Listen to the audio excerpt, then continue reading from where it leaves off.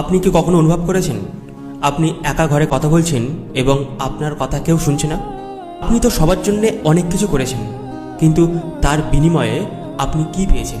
আপনার মনে হয় আপনি সবার জন্য অনেক সস্তা হয়ে গেছেন। তাহলে এই ভিডিওটি আপনার জন্য। আজ আমি এমন একটা সাইকোলজি শেয়ার করব যেটা ব্যবহার করলে প্রত্যেকটা মানুষ আপনাকে সম্মান দিতে বাধ্য হবে, এবং একটা টেকনিক দেব। সেই টেকনিকটা যদি ফলো করা হয় তাহলে আপনার লাইফটা সম্পূর্ণ পরিবর্তন হয়ে উঠবে। যদি প্রশ্ন করা হয় মানুষ আপনাকে কেন সম্মান করে না, তার কারণ খুবই গাঢ়। দুটো কারণ মেনলি। প্রথম, মানুষ তাকে সম্মান করে যাকে ভয় পায়। দ্বিতীয়, মানুষ তাকে সম্মান করে যার কাছ থেকে কিছু পাওয়ার আশা থাকে।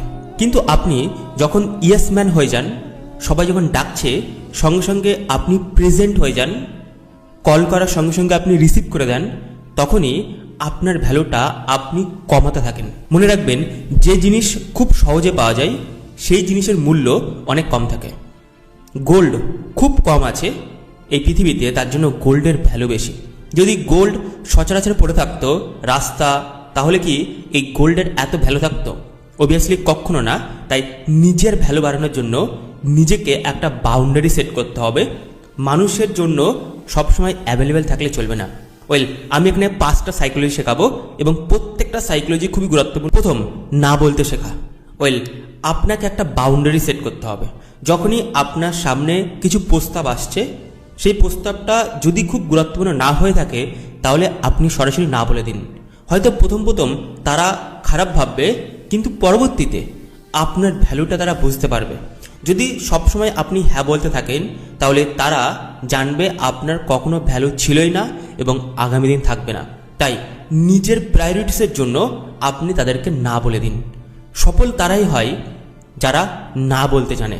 দ্বিতীয় পয়েন্ট, নিজের রহস্য বজায় রাখুন। মিস্ট্রি সবাই পছন্দ করে।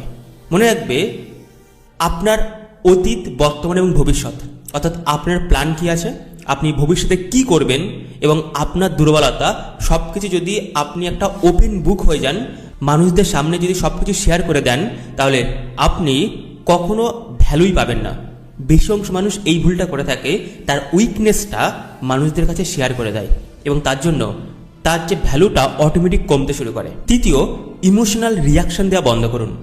যদি আপনাকে কেউ অপমান করে, আপনি কি খুব রেগে যান বা আপনি চিৎকার করেন, তাহলে আপনি একজন অ্যাভারেজ মানুষ হয়ে থাকবেন। সবথেকে ভালো রিয়াকশন হচ্ছে নো রিয়াকশন। যখনই আপনি রেগে যাচ্ছেন, আপনি আপনার থেকে কন্ট্রোল হারিয়ে ফেলছেন।